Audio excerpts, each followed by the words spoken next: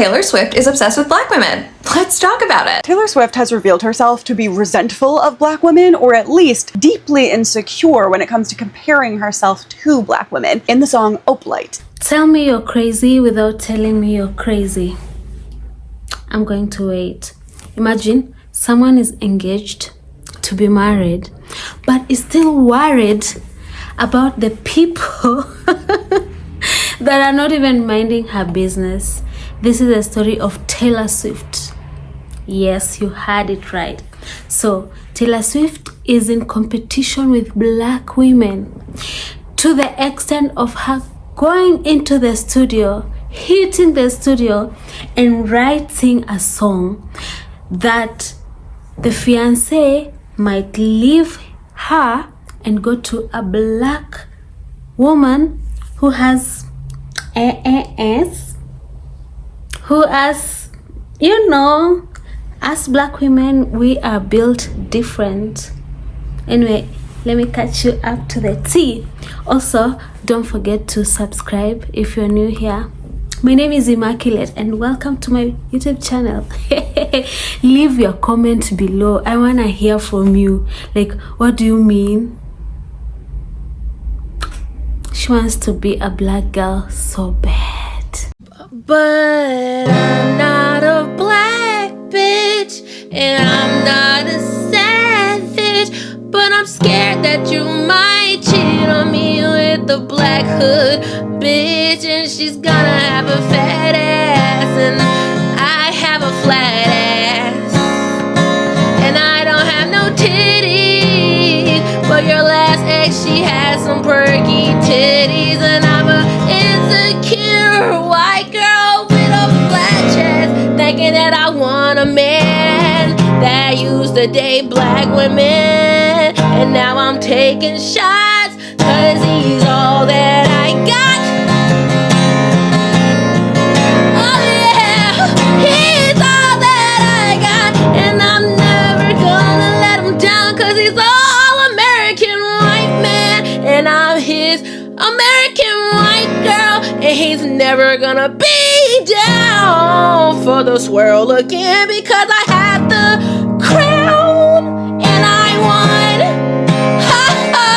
But I'm a little insecure because he might cheat on me with a black hood woman. After hearing little snippets of Taylor Swift's album and catching that little shady piece Opalaka, whatever that song is called, or Obliques, which kind of references or like kind of hints, throw shade at Kayla Nicole, I'm even more pressed to know why Kayla Nicole and Travis Kelce broke up, because I go back and I look at the photos of them and the videos of them, and I'm like, what went wrong? Because they were such a beautiful couple and they seem to be so deeply in love. So when news broke that Kayla Nicole broke up with Travis Kelce, yes, she left Travis Kelce. When that news broke, I'm like, what happened? Like, and I be wanting to know what happened in people's relationships so bad. Like, even people on Instagram that I, kind of vaguely know, but not really. I be wanting to ask them, like, girl, like, I will DM somebody and be like, girl, what happened? But likewise, like, I'm willing to give up that type of information too. But I want to know so bad, especially like when Taylor Swift was like, girl, you're engaged. Why are you throwing shots at your fiance's ex-girlfriend? Like, it just shows, like, it kind of seems like Taylor's like intimidated. It kind of seems like Taylor knows something that we don't. And if I had to take a wild guess, I would say that Taylor knows that she's not Travis Kelce's type. We all know Travis, maybe we don't all know, but I know that Travis's last 3 girlfriends were all black women. So there's that. But then also, a lot of Taylor's exes are with black women or biracial women that are half black. So I wonder if that's like an insecurity that she has and is now kind of projecting that onto Kayla Nicole. Because from my knowledge, and correct me if I'm wrong, Kayla Nicole has never come out and said anything even remotely shady about Taylor Swift. I do remember her actually coming out and saying, like, there's no need to compare us to, like, I dated Travis 2 years ago. Like, there's no reason for anybody to compare me and Taylor or be rude to her on my behalf. Don't do that on my behalf, because I have nothing against the girl. I do remember her coming out and saying that on Instagram. So I'm not really understanding the shade from Taylor Swift, unless it's merely because not everybody, but a lot of people that she's dated have went on to marry or have long relationships with other black women, and now the guy she's engaged to was previously with 3 other black women. So if she just thinks like all these men have been attracted to black women, and maybe that like has created, like birthed an insecurity between her, and maybe I'm thinking too deep about it, but it seems pretty textbook. I mean, Taylor, if you want to respond, I'd love to get your response. You can DM me.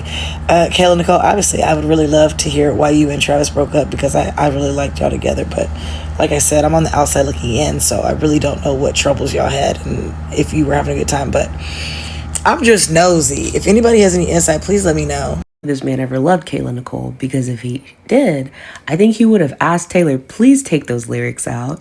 I'm not a bad bitch. I'm not a savage. I just wear glasses. The glasses part I put in there. But it's crazy to me that not only does that not necessarily singularly apply to Kayla Nicole, it's partially due to some of the racial undertones. I think it could apply to a couple of her exes' new wives, right? So this is Zalwe Ashton, who's married to Tom Hiddleston. This is Vicky Hope, who's married to Calvin Harris. And they're not married, but allegedly Harry Styles is still trying to win back Taylor Russell. So it doesn't singularly have to be about Kayla. However, the kind of like bad bitch energy, which oftentimes you think of like bad bitches in reference to pop culture being like rappers, or particularly black women, or female rappers, particularly black women, or the concept of savage used more colloquially would be like Beyonce, Megan Thee Stallion, Rihanna. So it's giving she's a cheerleader and I'm on the bleachers, which, how old is that song? How old were you when you wrote it? How old are you now? Like 35? You're 35 and we're still on the bleachers? You really did never leave that spot. Which, mind you, she won. She fucking won, right? Like, Kayla really doesn't talk about her. She got the boy in the end. Like, they're engaged. Great rock. Shout out to her. In the caption, which I thought was a little, I don't know. I felt it was a little flat, but like, your favorite English teacher and your football coach are getting married. You are living out your dreams. Why would you judge this back up? Why would you go after? And someone can say, well, like, no, that's not. She's talking about the cultural temperature. No, I don't think so. I think she's still hung up that he dated somebody else before her, it seems like, who is specifically the antithesis of her. And that's what makes her the most upset. Maybe this idea, some of her previous boyfriends meet someone who might be also the antithesis of her in some type of way. They fall in love and they get married. Now it's her time to get married, but somehow she is not over it. Somehow she is not over Kayla. And I think that's really sad. I think it's sad on a lot of different fronts that she's Taylor's dragging this horrible drama into Kayla's life, and it's completely unfair. And I think, again, if Travis ever cared, he would be like, please let her be, because having experienced some of Taylor's racist fans, yeah, and like, this is gonna last for the next 3 months probably too. I would have said, you know, if I was Travis, I'd be like, please leave her out of this. You know what your fans are capable of, but here we are. Taylor Swift is obsessed with black women. Let's talk about it. Taylor Swift is obsessed with the fact that several of her exes have moved on to date black women, and she perceives this kind of conquering of Travis as an end or disruption of this pattern, and she's boasting about it in this album. Let's start with Opalite, which is very clearly about Kayla Nicole, Travis Kelce's ex-boyfriend, whom he dated off and on from 2017 to 2022, and oh, Kayla Nicole happens to be black. The lyrics in Opalite could actually not be clearly more like targeting Kayla Nicole, right? It references a video that went viral a couple times in which Travis is literally berating Kayla for being on her phone. Meanwhile, she is an influencer, so that is weirdo behavior because she was working and it's very controlling, but it is very clear nonetheless that that video is referenced in Opalite. The lyric reads, you couldn't understand it, why you felt alone, you were in it for real, she was in her phone, and you were just a pose, right? Like, Taylor could not have been more obvious and like less creative here. It's not enough to me that like Taylor is using this like crazy like worldwide medium to best a woman that like previously dated her ex,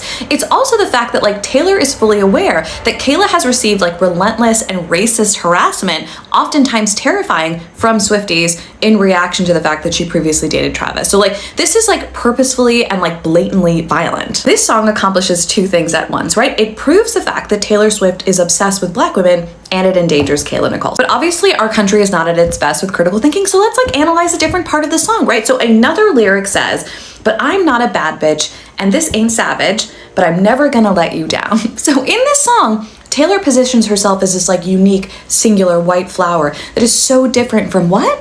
Black culture. And once you step back and realize the song is like final boss pick me X racism, you realize that Taylor Swift is preoccupied with like this obsession with Black women, in part because Travis Kelce has predominantly dated Black women in the past, and she wants to define herself as different from his past and therefore better. Again, very weird, very pick me behavior. Taylor's not only preoccupied with this idea that Travis has historically dated Black women, it's also the reality that several of her exes have moved on from her to Black women, and that confounds and ultimately like enrages her, and she's so obsessed with the pattern and the idea that she had to talk about it in this album. Chris, give me examples. Okay, well, we have Harry Styles, who is now reportedly dating Zoe Kravitz. We have Tom Hiddleston, who has moved on to be engaged to and co-parent with a Black woman whose name is Zawe Ashton. And then we have Calvin Harris, who went on to marry a Black woman named Vic Hope.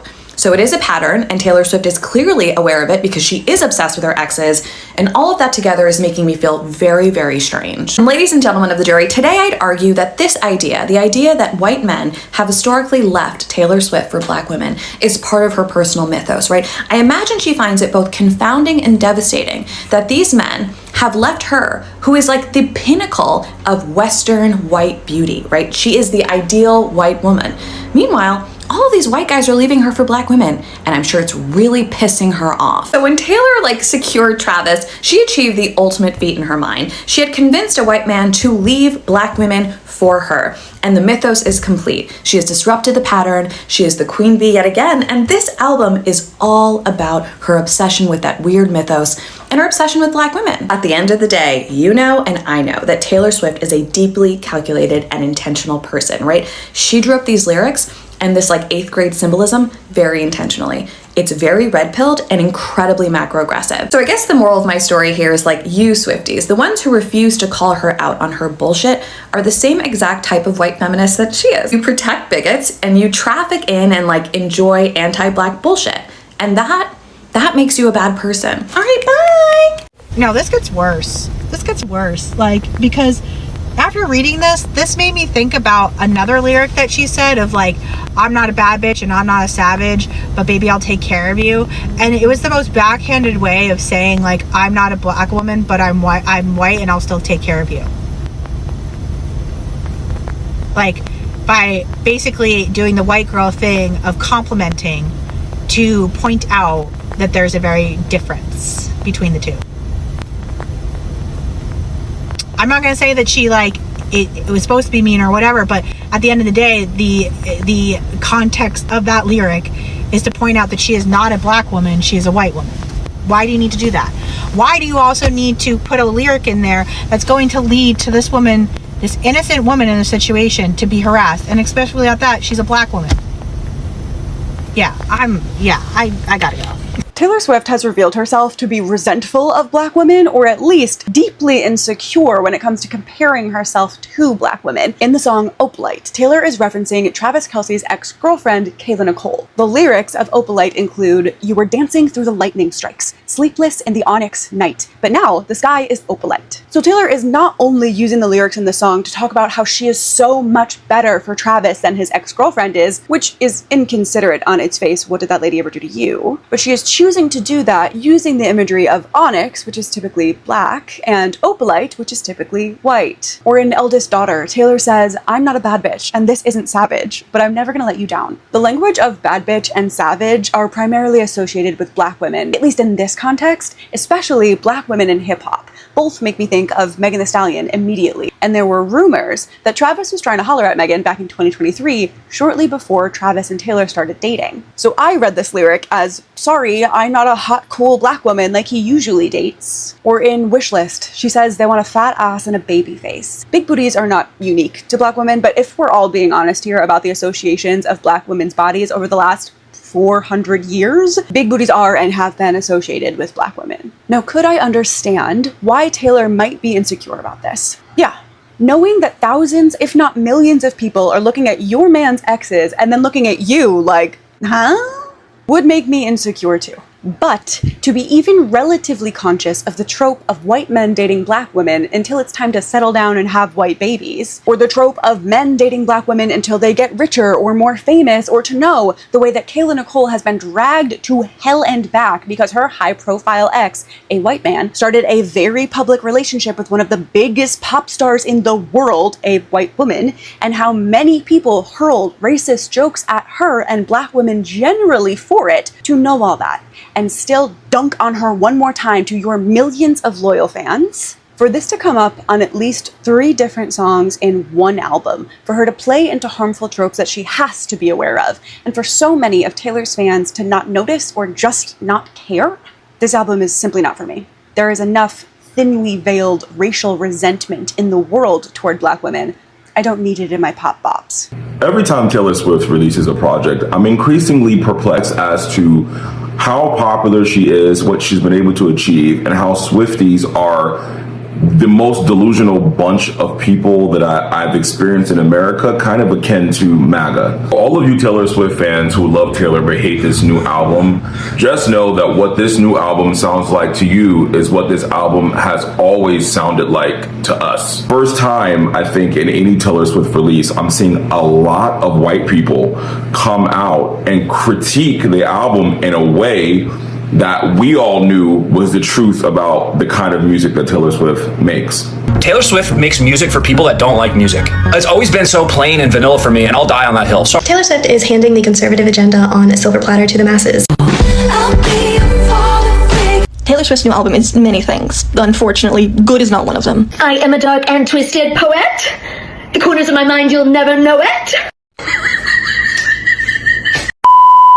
Taylor is the pinnacle of what it means to praise white mediocrity. And in America, it is better for you to be mediocre and white and prop that up than it is for white people to aspire to greatness, which is why they have the ability to even open their mouths and compare Taylor Swift to Beyonce, because to them, Taylor is attainable. White people don't want to reach for the stars because they are the status quo in America, right? So when you are told that you are the standard, why would I have to attain this unattainable greatness? Whereas black people, we're taught from birth that in order to even make it in this country, which is true, you have to be 2 to 3 times better than your average white person. So culturally, based on our oppression in this country, black people don't align with mediocrity. And you know, when I call Taylor Swift mediocre, you guys get really upset about that term. Mediocre isn't a bad thing. Majority of the people in the world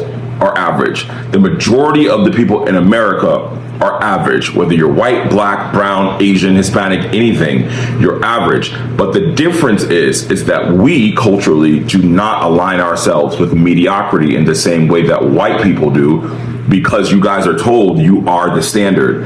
And if you are the standard, why would you have to be anything else? I knew this moment was going to happen eventually, where people were going to wake up to the fact that every single one of her albums sounds the same, and that she's not even that amazing of a songwriter. It's just that her attainability made her this grandiose thing. Because if it was her songwriting abilities that made her so amazing, I could name you 10 songwriters right now as a songwriter who should be more popular than Taylor Swift. So it's not her songwriting ability that makes you guys love her.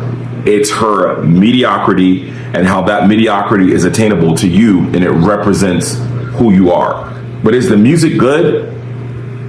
No, guys, it's very bland, it's very vanilla, it's very mayonnaise on white toast on type of white rice. Like, it's not great. And I think the sooner we can become realistic about who and what she represents, then we can understand why she's so big. Is she one of the most popular artists ever to exist? Absolutely. Does that popularity equal her talent? Never. Taylor Swift knows she's not Travis Kelce's type, and that's what the album gave me. So not only was the album trash and the lyrics were trash, it gave, I'm jealous because I'm not my future husband's type. You look at his dating history, you see all these beautiful women. You look down her dating history, you see all these mediocre looking men, and then you get to the end and Travis is her best pull. Her best pull. You look at Travis's dating history and she is his worst pull. And she's insecure because she knows that the entire internet, everyone can see that he settled for her looks-wise because she's a very famous singer and a billionaire. Which, honestly, that's game. And game recognized game, so whatever. But she's very, very insecure about it. And that's all this album gave. Like, I'm jealous and I'm insecure, but I want to have your babies and you're mine and your dick is so big. And I was just like, is this Taylor Swift or Sabrina Carpenter? And I can't even compare her to Sabrina Carpenter because that would be so insulting to Sabrina, because that's Sabrina's niche, that very sexualized pop, and she eats at it. It seemed like Taylor Swift was taking a page out of her book, but then using like a Blake Lively view on it. I'm blonde and I should be the one that you want, and like I have you, but my mind is elsewhere. I don't know. She was just a fucking mess. It was just bad. Being a black woman in America, in this world, is so interesting because we just go through life like shining, being ourselves, being the best at everything we do, you know what I mean, and having this light. And then in the darkness, in like the shadows, there's white women, like just jealous. Like it's really weird. And so because of that jealousy, you get things like Taylor Swift's new album, right? Trying to throw jabs at Kayla. Travis wanted her. You know what I mean?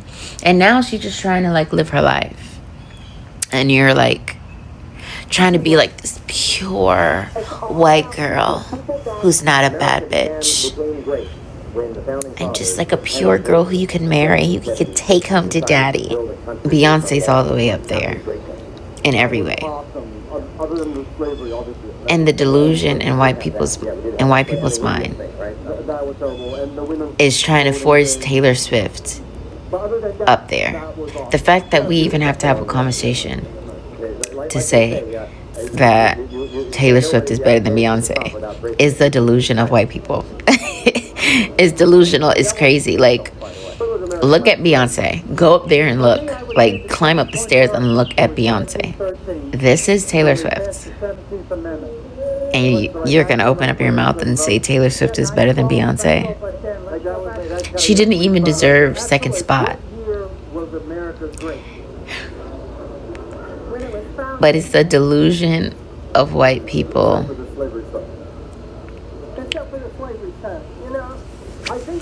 It's just so it's just so mediocre. Hey, so if a black woman or a person of color is telling you that something is racist, something is microaggressive, something is not sitting with them the right way, that is not the time for you as a white person to open your mouth and say, actually, no. Yes, I'm talking about Taylor Swift. I'm talking about the critiques surrounding Taylor Swift. I know we're tired. I know it's been talked about ad nauseum, but I do think this is really important and it's something that we should continue to talk about. So one side of the criticisms about this album are related to stylistic choice, vocals, musical composition, right? People can have their opinions on that. What I want to talk about is the critiques of the lyrics, and specifically the way people are critiquing the racist and microaggressive undertones that are within the lyrics. And a large majority of the people calling that out and noticing that are black women and people of color. And I am seeing white women like myself commenting back on a lot of those critiques saying, but she didn't mean it in this way, and you're reaching and you're looking too far into it, and it's not racist. Like, how could she be racist when in her music video she surrounded herself with people of color and she endorsed Kamala Harris for all of these people are making excuses like this for a person that they don't even know. It's so wild to me. When a black person or a person of color says that something is racist, that is not when we go, hey, actually, no. We have to sit with that and reflect and go, why didn't I think of it that way? How can I do better in the future? How can I call this out? How can I, et cetera, et cetera. There is work that has to be done. If your first instinct, when a black person or a person of color says something is racist, if your first instinct is to say actually or but, there is work that needs to be done. It's so disheartening to me to see people defend this album and defend a billionaire with their whole fucking life when there are so many other people that energy could go towards, particularly people of color. Like, people of color are being unalived. They are being abducted in the streets. They are abroad and domestically are experiencing violence on insane levels. And so many people have not had the energy or the intensity in speaking about those things. But when it comes to Taylor Swift, they are fighting for their lives in the comment section. We should be fighting for our lives in the comment section when it comes to trans people, violence against black people, immigrant rights, Palestine. These are things we should be fighting for our lives for in the comment section. These are things we should be going out and protesting, rather than like going and defending a white billionaire who you've never met. Anyway, this is the last show I'm going to say on Taylor Swift because she doesn't deserve my time, energy, the space on my phone anymore, because it just makes me so fucking grossed out the way people are invalidating black women when they say something is racist. It's so like, white women, we need to have a chat like us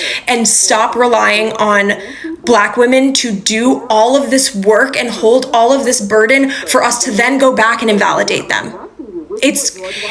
We have work to do. So the new album made the Swifties to feel some type of way. Some even think that she's not the greatest songwriter they ever thought. I wonder, the world is ending. The world is ending because people would lay down for Taylor Swift to walk on them, okay? What do you think?